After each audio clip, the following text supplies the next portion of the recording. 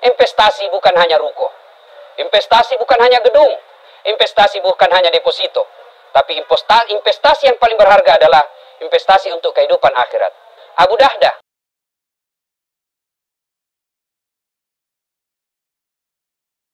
di Madinah ada sebuah pohon yang sangat terkenal sehingga ada beberapa ayat yang turun menjadi latar belakang pohon tersebut.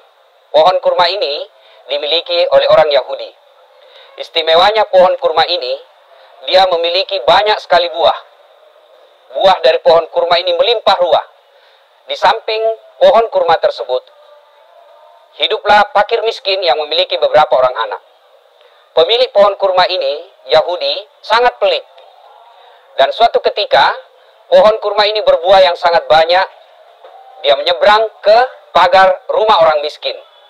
Buah pohon kurma ini jatuh di pekarangan rumah orang miskin. Lalu, apa yang terjadi pemirsa? Buahnya dipungut oleh anak orang miskin. Dimasukkanlah ke dalam mulut, disantaplah anak orang miskin ini. Si pemilik pohon kurma luar biasa pelitnya. Dia naik ke atas pohon kurma, jatuhlah pohon kurma itu di tetangga orang miskin, lalu dimakan anaknya. Begitu dimakan anaknya, apa yang terjadi? Begitu pelitnya ini orang Yahudi, dia rebut itu yang ada di tangannya anak orang miskin. Bukan cuma direbut di tangan anak orang miskin, yang masuk di mulutnya pun dia cungkil. Begitu sekeknya ini orang, nah kasih masuk tangannya, kasih keluar kok, kalau bahasa kita di Makassar, pasuluki, tiakuk, patapas aku, kasih keluar. Ya dikeluarkan. Sedih betul bapaknya ini, anak-anak, lalu dia pergi melapor kepada Rasul. Ya Rasulullah, tetanggaku itu sekekna, orang Yahudi, kenapa kah? Bayangkan itu anakku, kasihan jatuh itu pohon, buahnya ini, pohon kurma, jatuh, diambil anakku, yang di dalam pagar di rumah saya. Pemirsa perlu tahu, ketika ada pohon, dan pohon itu menyeberang ke rumah tetangga, maka tetangga halal dan berhak mengambil buah yang ada di seberang pagar tetangga tersebut. Halal sebenarnya. Lalu mengadulah orang ini kepada Rasul. Ya Rasulullah, betapa pelitnya ini orang. Rasulullah kemudian datang ke pemilik pohon kurma. Rasulullah lalu berkata kepada pemilik pohon kurma, saudara, juallah itu pohonmu, saya akan beli. Tapi apa kata pemilik pohon kurma ini, si Yahudi? Saya tidak mau Muhammad. Boleh kau ambil ini dengan syarat 1 tukar 40 pohon. Coba pemirsa, begitu sekenya ini orang, 1 ji pohonnya minta diganti 40 pohon.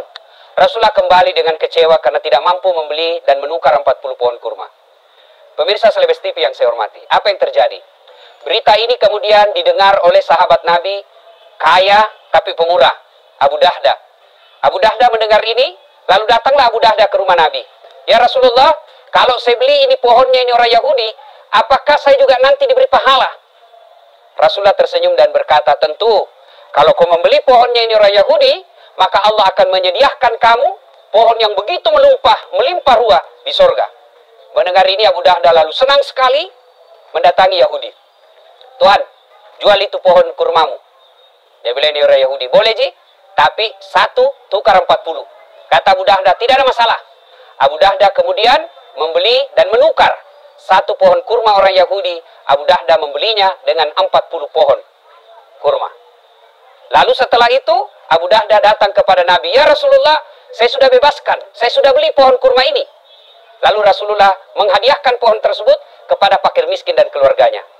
Pemirsa yang saya hormati, begitu gembiranya si miskin ini beserta dengan anak-anaknya mendapat hadiah pohon kurma yang banyak buahnya. Bergembira sekali. Tapi ketahuilah, siapa orang yang paling bergembira? Dialah Abu Dahdah. Kenapa? Dia meyakini bahwa dia akan memiliki pohon kurma di surga kelak. Pemirsa yang saya hormati, investasi bukan hanya ruko, investasi bukan hanya gedung, investasi bukan hanya deposito, tapi investasi yang paling berharga adalah investasi untuk kehidupan akhirat. Abu Dahdah rela membeli pohon kurma 1 saja, tapi dihargai dengan 40 pohon kurma, karena yakin bahwa apa yang dibeli di dunia ini, insya Allah kelak akan dinikmati di akhirat.